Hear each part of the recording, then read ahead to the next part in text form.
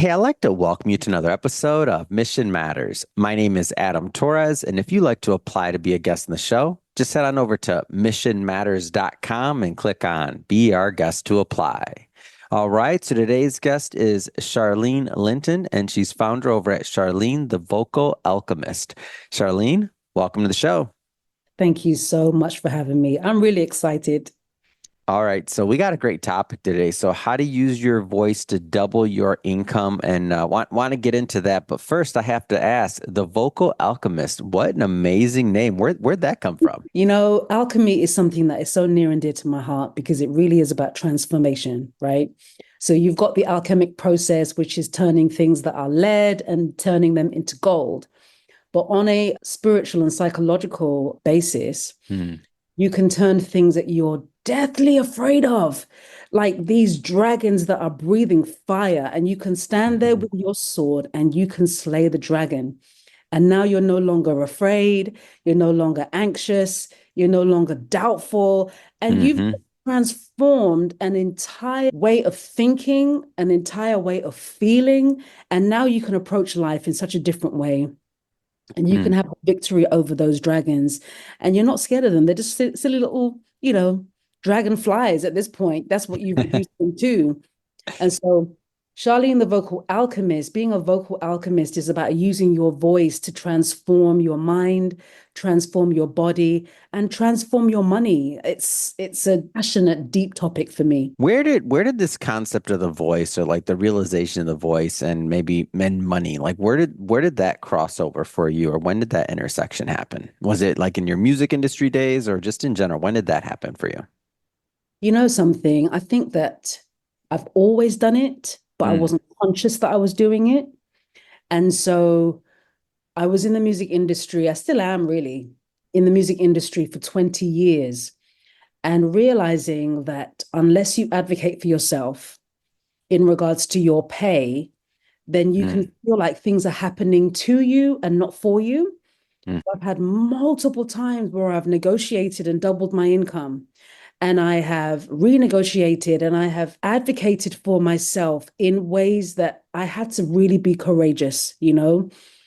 The music industry is really cutthroat. You can just lose your job if people think that you're being difficult or things like that. And what I realized in business is that people are needing to have a voice that is listened to, heard, and respected. Those things have direct impact on your income. And you can either be heard and respected and listened to and double your income, or you can mute yourself out of fear, mute yourself out of worry, and your pay stays the same. And Mm. I find the link between how you're using your voice and your income really fascinating. And so I just decided to apply everything that I had been doing unconsciously, everything that I'd been doing already up until this point, apply it to business, apply it to business owners, people with corporate jobs, and help people be victorious when they communicate. How did that pivot happen? And I know you're still working in the music industry, but like where did this mission, if you will, come from to start working with, the everyday business owner or public speaker or, person in a corporate role or sales? Like where did that come from? You know, I really felt like in particular were not shining a real light on the value that they offer, finding that statistically women have more anxiety around things like public speaking anyway. And I was fascinated about why. And I really wanted to look into what is it that makes women feel safe enough within their own bodies to be willing to speak up and advocate for themselves. And I really wanted to support people to be able to negotiate and to pitch. And I guess the pivot would have come from I understand in business that there are key areas that people want support in. They want support in their health, they want support in their money, they want support in their love and their relationships. And when I looked at money, I just was like, this is an area regarding the voice that really needs impact. It really needs, Hmm. I felt like it was underserved particularly where women were concerned, because there is a way that really supports women, and emotional support, psychological support that really helps women feel embodied and powerful. And there are nuanced differences between how men and women do those things. And so what I wanted to do was to really be able to speak to women in particular, really amplify their voices in a way that doesn't impact their nervous systems negatively. You can do the thing, right? You can pitch and you can do public speaking, but then you have sweaty armpits, right? Have like, oh my God, what are they thinking about me? You're full of anxiety and worry and fear. And this is not to say that men don't experience this, they do, but there is a nuanced way that women do. And I started to really study women's emotions and the psyche, and I just felt moved. I felt really moved to support women in that way. Now, I understand that one of your gifts or one of the things that you do is reading people's energy in their voices. Can you talk to me a little bit about that and what that entails? Yeah. It's funny, because I remember watching a Kanye West interview on YouTube some years ago. Hmm. And I'm watching his interview and I started to see things like, the old-fashioned barcodes that appear Hmm. on groceries in the grocery store. And of course, when you scan a barcode at the grocery store, you'll get information about the weight, the name of the product, the price of the product, all of the information about this product. And as I'm Hmm. watching Kanye West and I'm listening to him, I can already feel that there's things that he's not saying. And I started to see this image of a barcode, thick black line, thin white line, fat white line, and thin, etc., etc. And I knew what the barcode meant. I knew what those thick lines and thin Wow. lines meant about his character, Yeah. the things that he was thinking and feeling, the things that he was not saying. And I started to be Was that a really little scary for you, or like what was the feeling you had during that moment in time when that happened for you the first time, let's say? oh no, I was like a kid in a candy store, Oh, honestly. wow. I was like, oh, what am I seeing? Started So to you just had a good feeling, draw. like a warm feeling or like just excited? How would you describe it? I don't want to put words in your mouth. It was just fascinating watching a movie. And I was like, how do I know this stuff? Hmm. And like, where spiritual gifts are concerned, it seemed really unique and really out there. And I think also I felt a bit odd. So there was that kind of, this is really unique, but I feel really out there, Mm. even where spiritual gifts are concerned. And so I started seeing the barcode thing with lots of different people's voices and understanding this is where you're speaking from. And it started to evolve. And I started to see the architecture of people's voices in terms of their energy, meaning that if somebody's speaking to me, it could be about their favorite color. I'm like, yeah, that happened. That thing happened when you were 5. This past life event happened. And that's the reason why you're speaking in this tone of voice. And this thing really triggers you. And you're coughing a little about this X issue. And there's a trigger there. I started Mm. to be able to understand way beyond what people were saying, what they really meant, and Hmm. who they really were in terms of their character and their belief system. And it really helps me to support my clients because, people in business, they'll be doing a strategy or they'll be doing things and they may not be working, or they may Hmm. used to work and maybe they're not working anymore. And I used to do this room over on the social media app called Clubhouse, where I Mm. would have like a free coaching clinic. People would come in and kind of solve their business money flow issues. And there was this one particular woman who she hadn't made money in her business for months, read her voice. And I said to her, what I'm about to say to you is going to sound like the most non-business nonsense you've ever heard. Yeah. The counsel that I gave to her was you need to rest. You need to do Mm. a full body rest, reset, put your business down, go to the beach if you live near a beach. Just do that and don't Mm. put your business down.